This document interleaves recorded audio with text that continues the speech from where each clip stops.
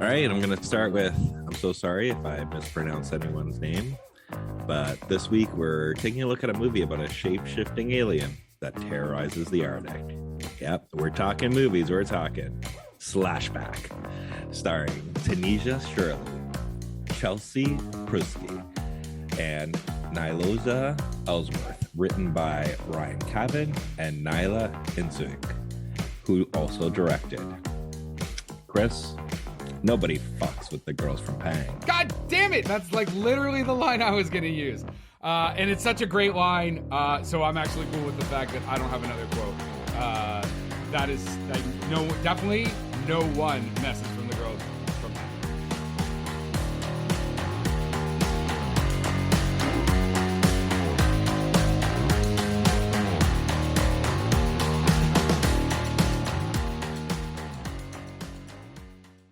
Hey everybody, and welcome to this week's episode of How'd You Like That Movie? We're super excited to be talking about the 2022 film Slashback, or at least I am. So Scott, take us away. Okay, all right, so here we go. Okay, so remember a couple weeks ago when we discussed Prey, and I was all like, the Predator franchise, with the exception of the first film, that's, the greatest slasher movie ever made, is all about great concepts that were unable to deliver. Hello. This is usually where you respond, yes, I remember, or no, I don't. Yeah, I remember. I thought you were talking to the audience. So no, I was talking to you. Okay. I can't interact with the audience. I can't ask them questions in which they respond back. Okay, so I think this film, it's called Twitter. yeah, I let you handle that. Okay, so I think this film, great concept, but I think the lack of the budget that they had took away from the overall presentation of this film. Fuck that. Fuck that, and fuck you. No. But that's the thing. Like, it started out great, but I think it's really, like, what I'm saying, I think is really evident and easily displayed when it comes to the third act, because it seems like the third act is where all the money went away. Like that they had already ran through their budget, you mean? Yeah, I think all the budget went through the CGI. On the topic, I was not able to find budget numbers for this. I didn't either. Anyway, a lot of it was done through grants through Ontario Creates and the CBC and some of the Indigenous grant funding bodies here in Canada. So that might be why, that those things they're publicly probably available, but you have to actually go to those grant websites and dig up how much money they got. You know what I mean? Yeah, I know back in 2018, this was presented at I'm fucking French, so I'm gonna mispronounce it, but the Frontiers CoPro market in Montreal. Yeah. Then in 2019, it went to the finance forum in Helsinki to get some funding for it, and then it was presented as well. So it premiered at South by Southwest. Yes, but it was then at the Marche du Film at the Cannes Film Festival, and that's when the company Sierra Affinity, which is helped out with the international distributor for the film and got it some financing more, and that's when that premiered. Financing though would have been for media and distribution, right? So your production would have already been wrapped at this point because you're already at the film markets, right? So sure. Because I know the first I don't know that. You don't they wouldn't have been showing in without its post-production completed at that point, you know what I mean? Well, there you go. But it's a fun concept, it's a good concept, but the thing that took it away kind of was the lack of kind of budget for me. That this is coming from a guy who fucking loves John Carpenter's The Thing. And this is basically The Goonies meets The Thing. It was fucking so fun. It made me happy. There was so much it's pure. It's not even just CanCon, but it's Inuit CanCon. It just made me fucking happy, from the set design to the wardrobe choices, like even the just sassy fucking talking of those girls. Like, it was so good. Like, I think so. I'm not, Go ahead. again, Go ahead. I'm not saying that it's not Do you think a I'm right good though one. that it was basically like The Thing meets the Goonies? Like, did it not have that vibe? Well, I think this film is it's a good test film, especially if you're It's ever also thinking, it's also Nyla's first feature film. Like, these people that like she had done some short work and stuff like that, but like these people that just like fucking hit it out of the park. This is what makes me afraid to make a feature film, because I don't want to fail. Like, you can do it. yeah, but like I was saying, like this is a good test film in which, especially if you want to have your kids watch John Carpenter's The Thing, right? This is a good film to sit them down with, so they get the concept of the thing, they get prepared what they kind of be seeing later with the morphing. It's kind of like Monster Squad, which people can go back and watch our episode there, where it's a good like get you in the headspace, like, okay, this is kind of what it's like, but it's now going to be a little bit more extreme. Yeah. It's like your gateway drug. Exactly. It's this is a good weed. Did This you is a watch it good, with your kids? yeah, And well, yeah, too. Yeah, we should have had them on, because they probably give fucking better breakdown than you're doing. How did they like it? none of them liked it. They all thought it was really Oh, bad. Yeah, but that's the thing, like, again, what they're looking for, and kind of got them to watch the trailer first, and the trailer hyped them up a lot. And again, like each one is like the third act, kind of like, to me, it just like is breaks that what they apart. said? Your children, they were like, I don't know, it kind of comes apart in the third act. The- This is a verbatim quote or what?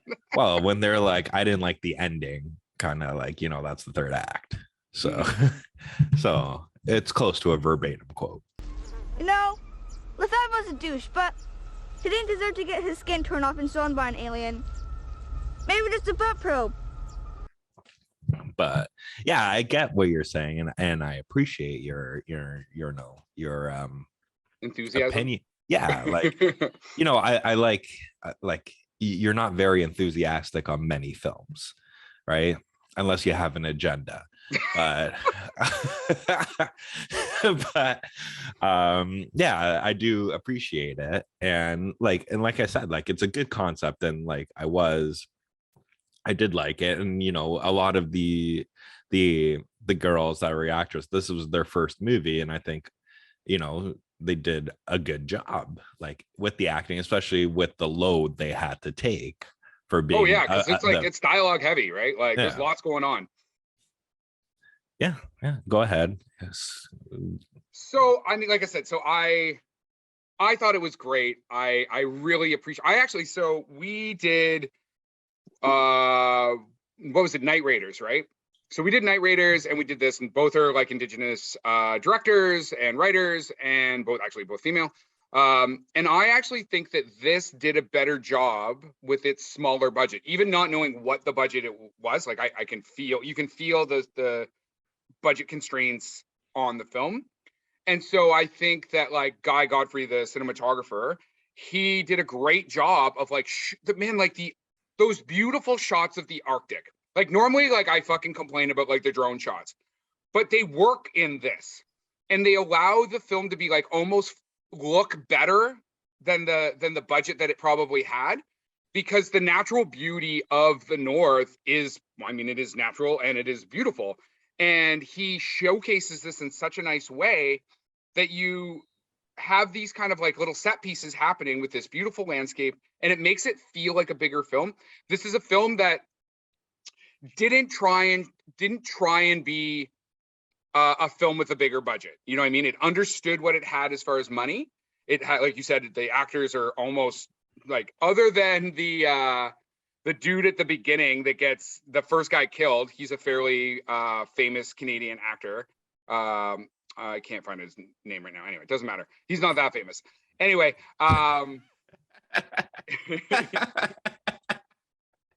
Okay. So you have like you said, like a cast that really is unknown. You've got this beautiful landscape, but because it kind of all takes place in that village, it allows all the money to just be in this one spot. Like, you're not trying to, like, there's a little bit of CGI, I guess, that makes the alien spaceship kind of thing. But that's it. Like everything else is just very practical, right? You're running around a town, you got your camera, and bingo bango, like I said, a little bit of CGI and you're good to go. It did such a good job with its small budget, and the script is fucking great. I mean, hold on, do you want to push back on anything I just said? Because I'm going to go on to it and I'm going to compare this to like Nope, because they also involve aliens, and we're going to talk a little bit about fucking subtext and how to do it properly and how Nope did not. So Okay. Yeah, I wasn't even paying attention to what you were saying. But and yeah. It's Christian Braun is the actor. Yeah, I was trying to look it up too while you were talking. I'm like, oh, let me see if I can find it, who it was. Yeah, like I do like condensed films, like in which, like, or not condensed films, but claustrophobic films where, Sure. you know, people are trapped, you know, and you feel that kind of thing. But the like in terms of the plot, how you're saying, well written, I think in terms of there are some key points, and I don't know if it is because of time constraints or budget constraints, but I do think this is one of the films that it could have been delved out a little bit more, like more things could have been expanded. Like what? Well, the relationship between the lead protagonist and her father, right? Like he's the best hunter in the town and everything like that. But it seemed like at one point, and it could have just been me misreading it, but I thought their relationship was strained, right? Because it seemed like, you know, she wasn't. My understanding that, and this actually has to go towards some of the stuff I'm going to say about subtext, is like there's so much stuff happening, like interpersonal stuff. So you have all these young women from Nunavut who live in this little Inuit town, and some of them really love being Inuit, right? And that's one of the things that I think her strained relationship with her father is like known to be the best hunter, and he still sells what do they call it, like country meat, basically, like seal and stuff like that. And she just this is actually, and I love this reference too, like the idea of it's like, oh, I just want to get out of here and go to Winnipeg. And for all of you in Canada, you're all like thinking, fucking Winnipeg? Even people in Winnipeg don't want to go to Winnipeg. That sidebar, Scott and Kris are going to fucking Winnipeg, possibly with this podcast, for the Canadian International Comedy Film Festival in October. So no one wants to go to Winnipeg except Scott and Kris. And some of the lead protagonists of this film. So this is what it is, right? So you okay, I get it now. I get it. This is why you like this movie so much, because you want to just like literally play these sound bites about how awesome Winnipeg is, so you can try to get some free shit when you're there. That's it. Live from Winnipeg. It's the How'd You Like That Movie podcast. Brought to you by Unsolicited. But yeah, so like her dad is like a traditional Inuit hunter, and she's like, fuck this. Like, there's nothing about Inuit culture. Like throughout the film, she's at the party and she's like, makes fun of the painting, and the kid's like, yeah, my mom painted that. Like, she's just like, I just don't want to be Inuit. And so there's that culture clash that's happening. And I think that is the distance that you're seeing. And that's why at the end, when they have their little like food stand or whatever, it's like they're back, like she's really leaned back into like how cool it is and how awesome it is to just be the person that she is, and that's someone who's from the north, you know? No. Yeah, like I just thought she didn't like the small town. It had nothing to do in terms of cultural. But she because she constantly is like, why does everybody here have like Inuit, you know, art on the walls? Why does everybody here have like, you know, like she makes fun of like eating country meat, and he's like, well, what do you like? And she's like, KFC, and he's like, ooh, Richie Rich, you know what I mean? Yeah, like, expensive. So she specifically talks about the fact that she's kind of like, she wants to be like a city girl, you know what I mean? Mm-hmm. Yeah, I get what you're saying. Like, who wouldn't want to be a city girl in Winnipeg? You know? In Winnipeg, she could be the Toronto. She could be the Carrie Bradshaw of Winnipeg. Right? She could be the Carrie Bradshaw. You already got a Samantha.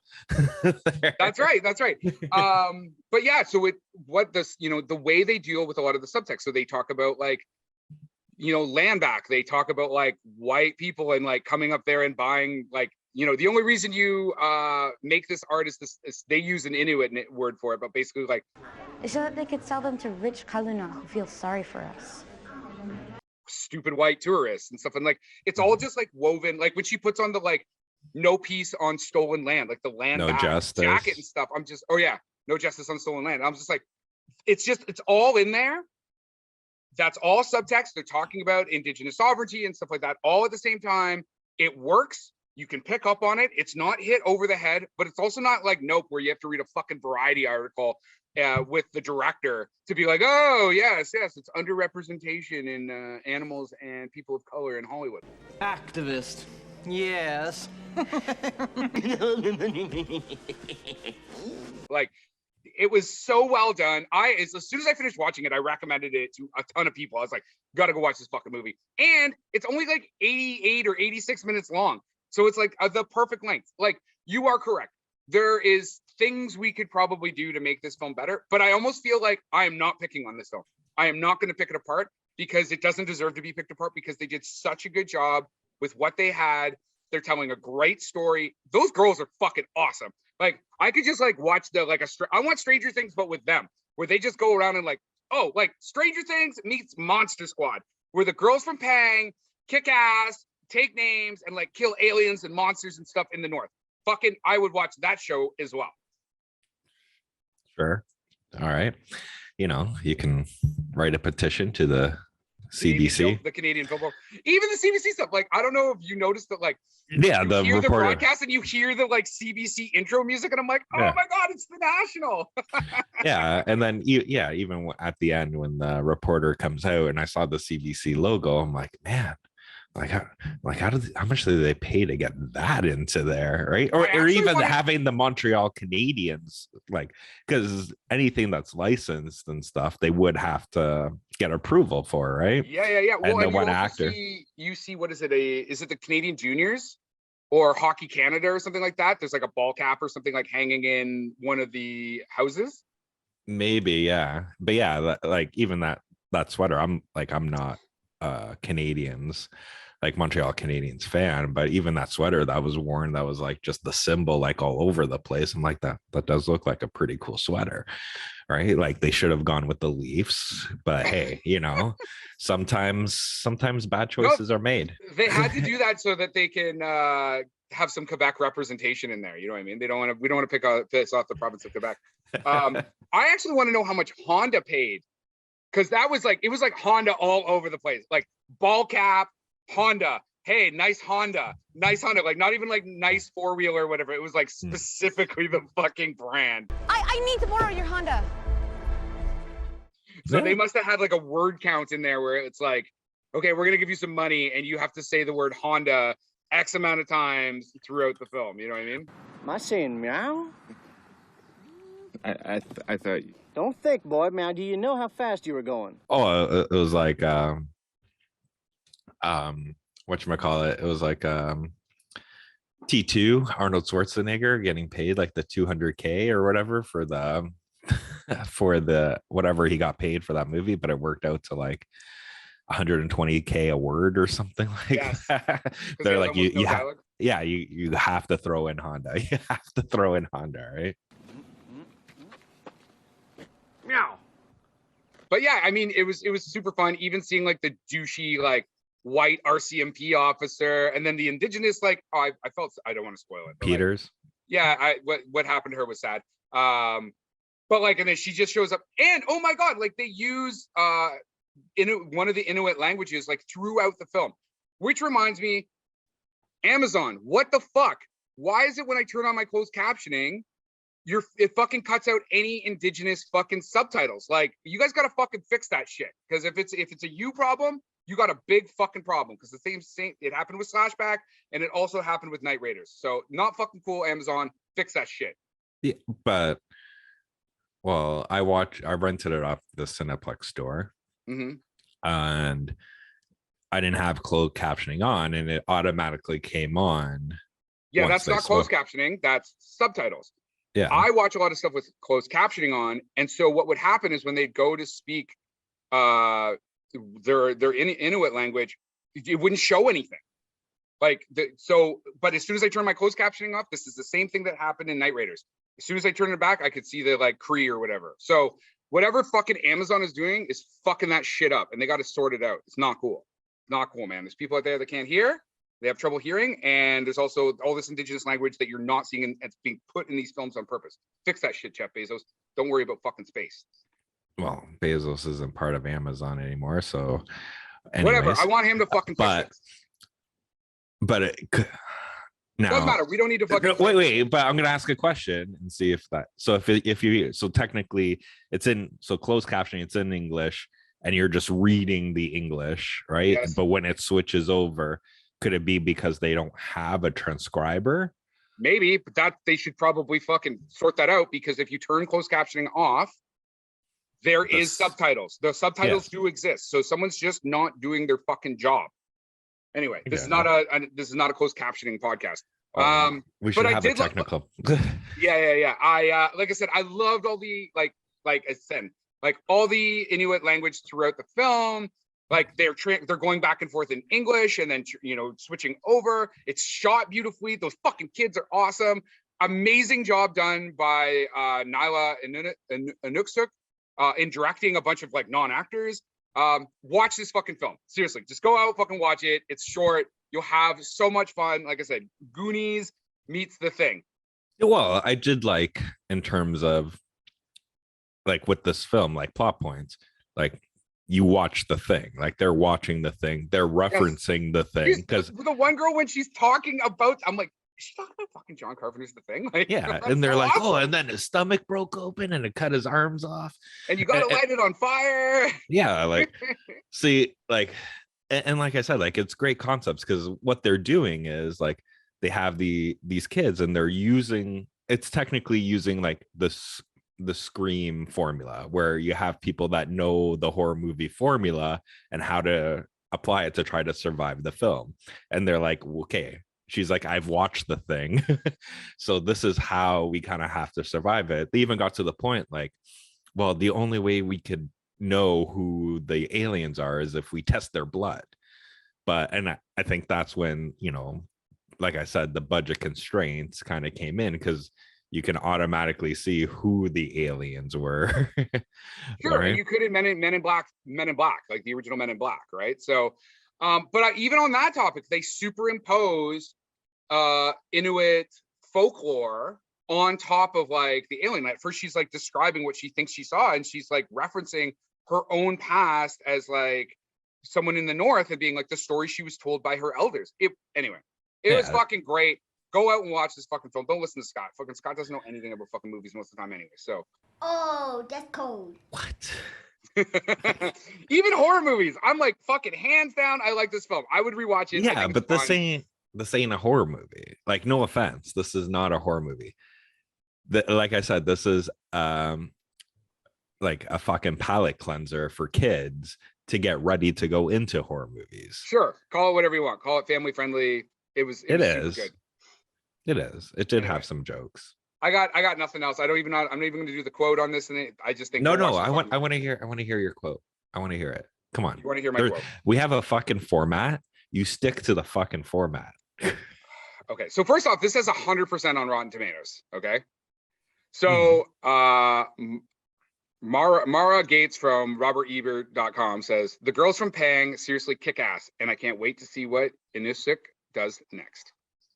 You could have got some can quote, right? Like keep it. The whole fucking thing is can. Yeah, but you could have got Globe and Mail, fucking National Post, Winnipeg Times. I don't know, Toronto Sun, Winnipeg Free Press. Yeah, just kept everything can. The Winnipeg Free Press. And that is our wrap for the day. Please like and subscribe to this podcast. Tell your friends. If you want to get a hold of us, reach us at the www.howdyoulikethatmovie.com.